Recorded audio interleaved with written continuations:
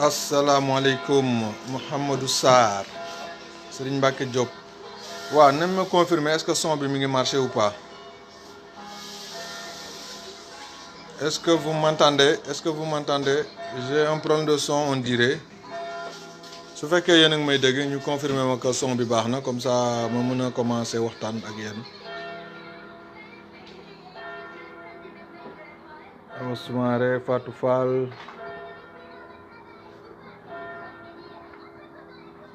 waaw yéen a ngi may dégg très bien Mouhamadou Sarr merci beaucoup. ok merci Serigne Mbacke waaw ma xaar tuuti rek nit ñi dugg si ñu waxtaan ak yéen tuuti Cheikh Anta j'espère que maintenant ça va hein? Voilà c'est bon ok merci beaucoup sëñ Mamor waaw yow moom nee naa la waroo bokk sama live da ngaa war a toog ba ma pare nga doog a évaluer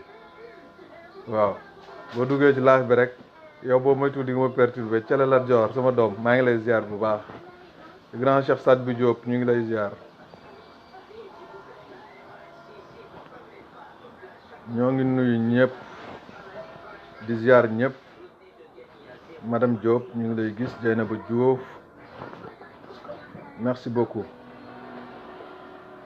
waaw ñuy wax ñëpp asalaamaaleykum di nuyu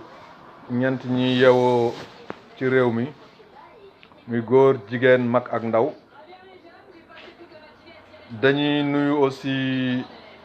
sénégalais yi nga xamante ni ñu ngi yeewoo bitim réew di leen ñaanal jàmm di ndokkeel jullit yëpp ci bisu safar bi ñu génn di ñaan yàlla gépp xéewal gu fa suñu borom wàcce jullit yëpp bokk ko barke yonent bi sallallahu alayhi wa sallam di ñaan njabootu Cheikhul Khadim gi fa des yàlla fekk seenu fan may leen wër ak gudd fan ñu ko tàmbalee ci xalifatul am Cheikh Muntaka Bassirou Mbacké di ñaanal xalifa diine yëpp xalifa tarixa yi nekk Sénégal yëpp muy Tivaouane muy Ndiassane muy Kër Maam Limaamu di Taïba Niassène di Thiénaba Seck di ñëpp yaa jamaatul Ibadu Rahman képp koo nga xamante ne ngay wax ashhadu an la ilaha illallah ñi ngi lay ñaanal di ko tàmbalee ci kilifa ga ba ci suuf yàlla may leen wér te guddal seen fan ñoom ñëpp. waaw ñuy ñëw nag live bi di live bu spécial boo nga xam ni xëy na mën nañ ci am appréciation mën nañ ci am yaranga mais toujours li may wax rek bu jël responsabilité jotee dañu koy jël bu fekkee wax la ñu war a def ñu wax bu fekkente ni jëf la ñu war a def tamit ñu mën ko ñu jëf. comme tey yàlla dogal na ne nekkuñu Sénégal ba mën a jëf ci kanamu nit yi ñu gis wax la ñu am te dañuy wax dinañu alerter bu fekkoonte ni tey nekkuñu ay murit sax lu dul ñu nekk ci beneen tarixa di jullit rek lii xew danañ ci àddu bu fekkente ni dañoo wax ni ay républicain lañu bëgg daluk Sénégal bëgg jàmmi Sénégal bëgg jàmm jullit ñi dinañ ci sañ a sànni suñu kàddu waxantumaak nag ba ñuy tuddoo Cheikhul Khadim yàlla def tamit ñu bokk ca famille ba doonte santuñu Mbàkke tamit sañ cee wax lu bëree bëri mu nekk ay phénomènes yoo nga xamante ne tey dina am ñu jóg dinaan kilifa yi ñoo ko war a lijjanti noppi leen ci wala maandu leen ci defe naa ni gis loo nga xamante ni si dafay yàq wala muy détruire wala muy déstabiliser ci yoon wu mën di doon nga ne doomu aadama yi nañ ci maandu jàpp naa ni ak naafeq magu ko ku nekk ci sax naafeq nag sañ ngaa dem ci naafeq googu mais sañoo tamit di dissuader nit yi nga xamante dañ ciy wax wala nga leen di saaga wala nga leen di xas li ma leen waxoon keroog rek moom laay delloosiwaat képp kuy saaga wala ngay xas na nga ko def inside ñu gis ko mais boo ko defee ci inbox man personnellement duma la tontu duma la faale. du ñu def tamit nag langue de bois gis nañu ay kilifa yu gën di ci wax waaye dafay mel ni que dañuy def ay langue de bois dañuy wax rek di généraliser jigéen benn jigéen defu fi naka sudul noona fang ñu koy gis ci Sénégal mu ci yoonu murit mu ci diine islam ji budul ndaw soosu ñuy wax Aïda Diallo nekkoon soxnas radiyallahu taala anhu Cheikh Béthio Thioune yàlla na yàlla ko dolli yërmande fa mu nekk. donc soxna Aïda Diallo moom la ñuy waxal, mais benn kilifa waru fi génn di wax ci média yi mbaa ngay wax ci feneen di wëral naan jigéen warul def lii, jigéen warul def laa, jigéen warul def lii, parce que du jigéen ñëpp benn jigéen na ko fay def. Aïda Diallo la tudd, da ngeen di jaar ci turam wi am jël responsabilité dem régler ji ce problème là. C'est un phénomène qui détruit le mouridisme, c'est un phénomène aussi qui agace l'islam, c'est un phénomène vraiment qui vexe tout le monde. képp koo nga xam ne dëgg moo la tax a jóg da nga ni da ngaa bëgg yàlla am nga ci cër tey, du murid yi dong ko moom. parce que tey defe naa ni islam ci boppam moom la ñuy jam ab xeej. yoonu sëñ Touba nag da caa jaare di ko tuddoo muy lu ñaaw a ñaaw loo nga xamante ni si lu ñu kenn mënul apprécier la ci yoonu murid. bu ñu jàngatee ci histoire dinañ xam ni lu mel ni jumaay njaareem bi ñu koy defar mag ñi nettalee nañu ni jigéen ñi ànd nañu doon laaj ndigal yónnee ci sëñ bi mag bi dañoo bëgg a barkeelu ci liggéey bi. kooku bi ñu yegsee ci moom sëñ bi mag bi def ni leen nañu leen defaral làkk boo nga xam ne dinañ mën a dugg ci jumaa ji ba def li ñu bëgg a def. bu dee sotti ndox la am lu mën di doon ñu def ko ba génn te góor du leen gis. mu teg ca ni leen bu ñuy dugg ak bu ñuy génn yëpp bu ñu wax pour bu ñu dégg seen kàddu. kooku kon wattulu na diggante góor ak jigéen te Sëriñ Tuubaa daan na wax ni diggante góor ak jigéen sawara la ak mboob, ngelaw liy daw seen diggante mooy seen saytaane. ñaar ñi mu ci doon wóolu ñuy wéet tamit mbaa ñuy jaxasoo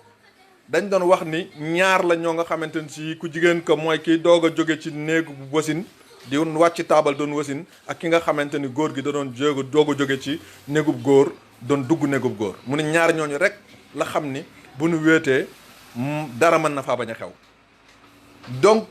sëñ bi moom waxul woon ndey ak baay, waxul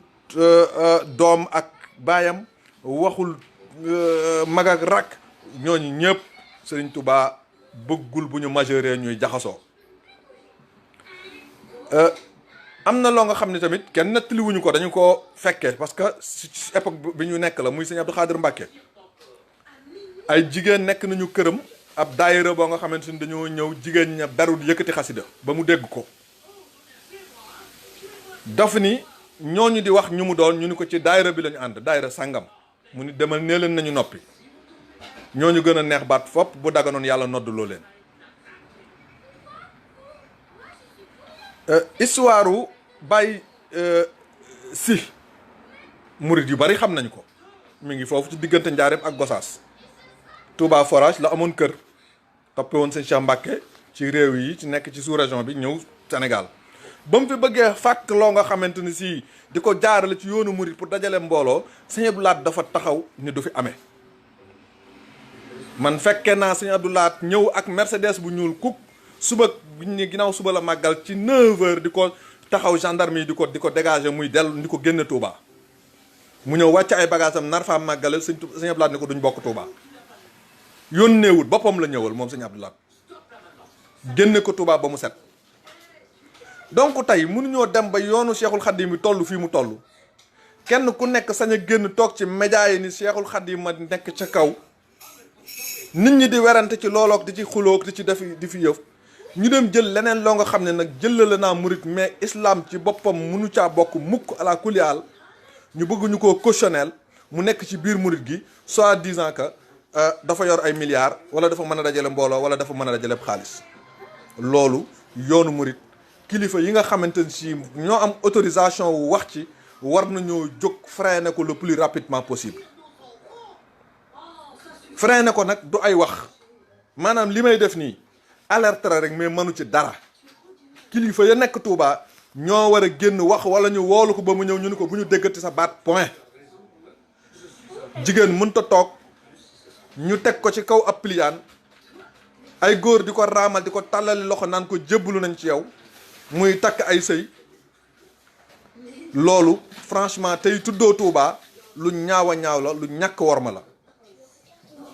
nanu dimbali nag ñun taalibe yi nga xamante ni si dañoo gëm sëñ Touba yaakaar sëriñ Touba te xamuñu ku dul sëriñ Touba.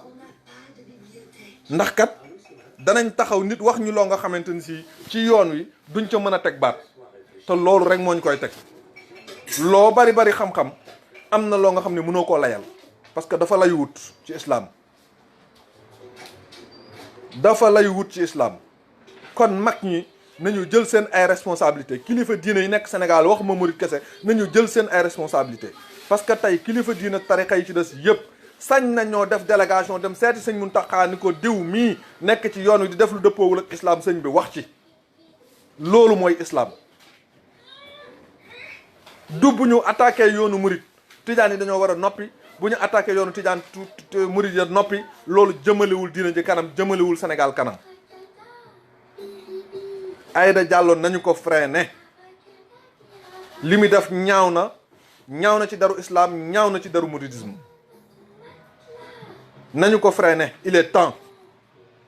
ñi nga xam ne nag dañoo nekk ci kër sëñ ba de par ay xaalis lañ leen di jëndee ñu fay dem di ko waxal lu baax ñooñu aussi nañu arrêté ak di ko introduire foofu ba yoonu murit taxawee ba tey ba jënd tey jii fii laa mas a gisee jigéen ju ñu teg ci kanam xalif général des mourides mu yor am micro di yëkkati kàddoom di ko sol ci noppi sëriñ bi loolu ñu ko def tooñ nañ sëñ Muntaxa te danañu ko layoo nag parce que lewatu sëñ Muntaxa ak yërmandeem bu taxee ngeen di joggi ci loolu di def loo nga xamante ne si teguwul fenn yéen a ngi tooñ sëriñ bi di tooñ yoonu murid di tooñ taalibe yi di tooñ sëriñ Touba sëñ Muntaxa fi ñu toll nii mooy sëriñ Touba war ma ja nga xamante ni maam Cheikh Ibra Fall da koo xeexoon ci kër sëriñ Touba ba ñu war maale ko yoonu murid ba nëga ni tey loolu ngeen nar a baddi loolu ngeen nar a dindi sànni ca biti jigéen ju xeesal ba weex ak nu mu mën a mel warta mën a toog ci kanam xalif général des mourides yor micro di wax di sol ay kàddoom ci noppi sëriñ Muntaxa ak lu mën di wax nag sëriñ Touba am na njaboot gu jigéen am na ay sët yu jigéen ñoom ñëpp ca seen kër ya lañ toog ku leen man di ziyaare da ngay dem ba fekk leen fa nga nekk nga jox leen la nga leen di jox jóg ndànk dem kenn dëpp leen ay caméra ak i micro ñuy tàllali loxo di téye loxoy góor ñi di ñaan ak tefli te bu ko keneen waree def nag ñoom ñooñu ñoo ci gënoon a yellu te buñ soxla woon ay millions toog te di ko yitteel leen dong danañu ko am parce que am na ñu leen ko yéene am na ñuy dem jox leen ko mosu leen a gis ñuy nangu njëbalu kenn man nag damaa nekkul ci ay farfarloog ay sëñ Saliou Thioune ak keneen xawma sëñ Saliou Thioune mais yoonu murit loolu da cee amut nañu ñu dimbali ngir yàlla kilifa yi jël seen ay responsabilité arrêté lii te lobby yi ngeen gis ci réew yi muy Nigéria ak fu nekk ba ñuy wax ay bokk araam ak yu kenn xamut ba geeru diina nekk fa te kenn mënatu koo dindi yu mel nii dong ko indi parce que buñ ko freiné wul bu ëllëgee keneen dina jóg woote leneen. Donc franchement nañu arrêté lii nañu arrêté lii c'est un phénomène qui détruit le mouridisme qui déstabilise le pays ay naafeq képp ñoo ko topp ngir ab xaalis amu ci kenn koo nga xamante ne si tey jii buñ la yeewoon en âme et conscience interroger la gëm nga Aïda Diallo li ngay wax gëmuñu ko xam naa ci ay nit personnellement yu ca nekk ñoo nga xamante ni boo wéetee ak ñoom ñu ne la mag mu toog di wax naka sudul noonaam da nga ko cay bàyyi di lekk xaalisam loolu lañu gëm te bu ñu génnee ñoom ñoo koy waxal nañu arrêté na kilifa yi dem ci sëñ Muntaxa man de wallahi azim bu ma nekkoon Sénégal tey dinaa waaxu ba ci sëñ Muntaxa lii may wax maa ko koy wax mu dégg te kenn mënu ma faa teree dugg kenn laa wax ci live laa nekk Facebook laay waxe ay milliers de personnes ñoo ci nekk kenn mënu maa teree dem ba ci sëñ Muntaxa ma wax ko li ma bëgg a wax soo fekkente ni si ñi ko wër nangu ñoo jël seen ay responsabilité wax ko dëgg man bu ma fekkoon Sénégal tey dinaa waaxu ba ci sëñ Muntaxa ma toog wax ko nii ma koy waxee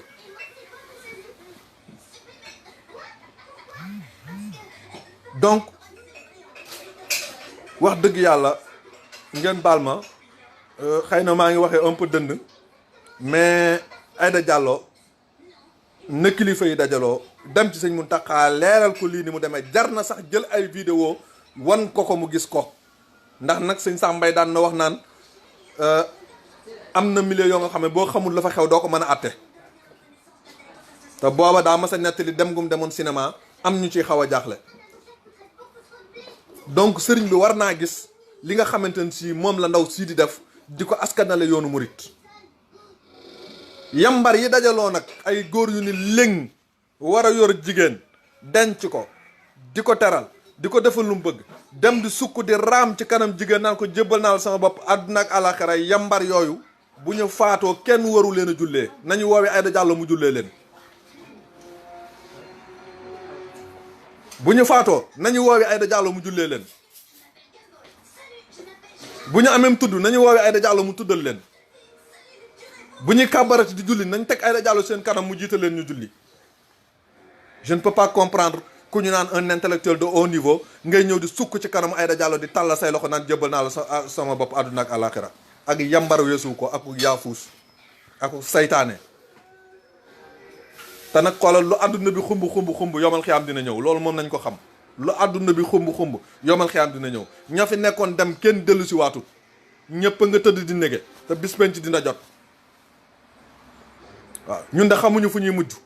waaye am na yoo nga xamante duñ ci dugg fu ñu toll de dinañ def autocritique suñu bopp di xool li nga xamante ne si bon la nañu ko ñu jéem cee ñafe pour dindi ko waaye duñu dem nag di tooñ nag ab communauté di yoreel ak àdduna lëmm kooku xalaatuñu ko ci àdduna. Aïda Diallo il faut arrêter il est temps kilifa yi nañu génn wax lii kenn waru koo noppiwaale képp koo nga xamante ne si ab julit nga képp koo nga xamante ne si da ngay tuddoo yoonu murit waruloo ko noppiwaale war nga génn wane sa naqar wax ko boo jegee kër sëñ Mountakha nga dem ba ci kër sëñ Mountakha nga wax ko mbaa nga bind lettre adressé ko sëñ Mountakha wax ko ni ko lii nekk ci yoonu murit wi na deñ kilifa diine yépp la war ñu jege sëriñ bi aussi war nañoo dem ci sëñ bi wax ko ni mu demee te bàyyi Aïda Diallo mi ñuy dugal ci kër sëriñ si kilifa yi di ko recevoir parce que loolu moo koy plébiscité su fekkee nag yoonu murid da ngeen ko bëgg a teg ci ay milliards tamit day daal di doy waar. milliards yooyu tey war nañoo gëstu fan la jóge presse bi koy jàppale aussi nañ ñu dimbali ndax lan xaalis kenn ku ci nekk jàpp nga ni boo jëlee vidéo Aïda Diallo dugal ko 1 million de personnes dem xool ko nga daal ciy gagné xaalis. loolu ana yàlla fu mu nekk. Nous avons une société pervertie. Nous avons une société qui ne reconnaît plus son identité. lan la ñu gëm xamuñu ko. lan mooy sénégalais xamuñu ko.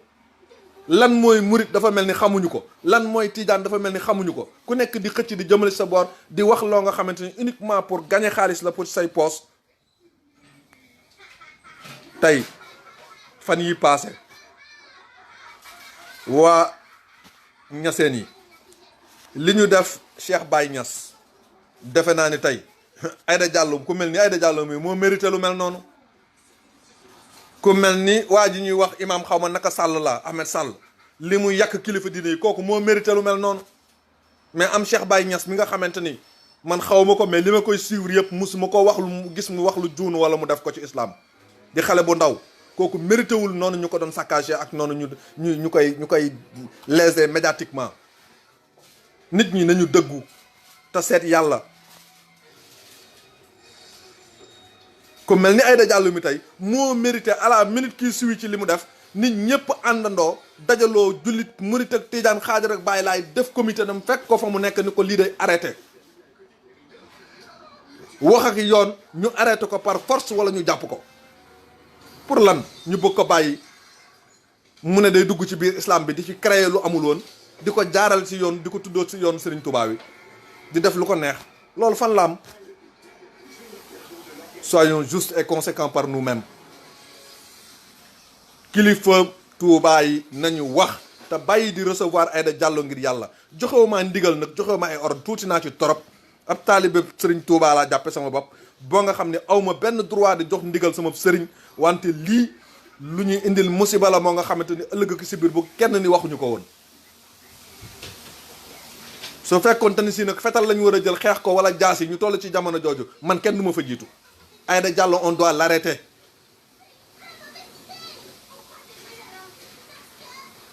Aïda Diallo nañu ko arrêter yoonu murit nañu arrêter Aïda Diallo. On n'a pas besoin de ces milliards. On n'a pas besoin de ces milliards. màggal goo nga xamante ni yaa nga dem ba ngaabu nga màggale ko fa amul kenn ku ci taxaw Touba mbaa nga dem ni damay ziare ji barabu suñu mag bi wala feneen demoo ziare ji xalif général lan ngay def dajale say milliards togg jël ay nag di séddale ci kër sëriñ si et tout ça sëriñ si dañoo manqué loolu. nit nag yàlla du la def nga jël premier ba pare ngay xëccoo ndeer. yàlla du la def ca kanam ngay xëccoo gannaaw ga. xëccoo Aïda Diallo xëccoo jël ndaare la ci waa kër Serigne Touba yi. xaar teraangay Aïda Diallo xaar teraangay Iblis la xaar teraangay seytaane la man maa ko wax. il faut l'arrêter. il est en train de saouler tout le monde. c'est un phénomène boobu c'est un phénomène de Satan. c'est un phénomène satanique. je prends toutes mes responsabilités et je le dis haut et fort. c'est un phénomène satanique. il faut arrêter ça dès maintenant. asalaamualeykum wa rahmatullah. di ñaanal ñëpp jàmm. di ñaan yàlla kàddu yi ñëpp tasaare ko mu egg ci kilifa yi te kilifa yi vraiment jël seen ay responsabilité. Aïda Diallo amul benn droit wala benn maqaama di toog ca kaw ay góor di ko tàllal loxo muy nangu ay njëbbal ak naan day takk ay sëy. yambar yooyu ko topp nag ma waxaat ko bu ñu deewee ku ci dee na la Aïda Diallo jiite na la Aïda Diallo jullee na la Aïda Diallo suul ku ci julleeti na nga dem Aïda Diallo jiite la. foofu la ñuy yemale live bi di ñaanal ñëpp jàmm asalaamualeykum wa rahmatullah.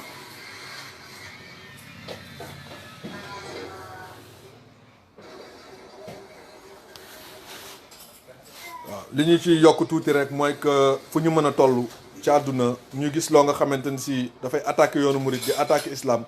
suñu devoir dinañ ko def. dañoo ñaan yàlla yawmal xiyaam ñu taseeg Cheikhul Khadim dañoo ñaan yàlla ñu gis Cheikhul Khadim di ko ñaanal bépp jullit.